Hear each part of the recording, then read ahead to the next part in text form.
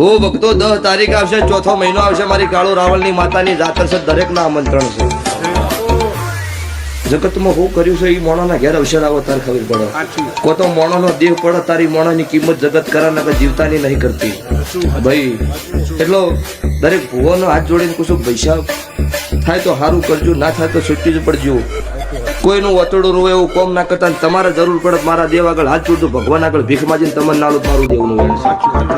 જગતની કહેવત છે કે મોણો કમાય ને એ ઘરનો ખૂનો જોણે, પણ દેવ ગળવા ઉતરે તો જગત જોણે.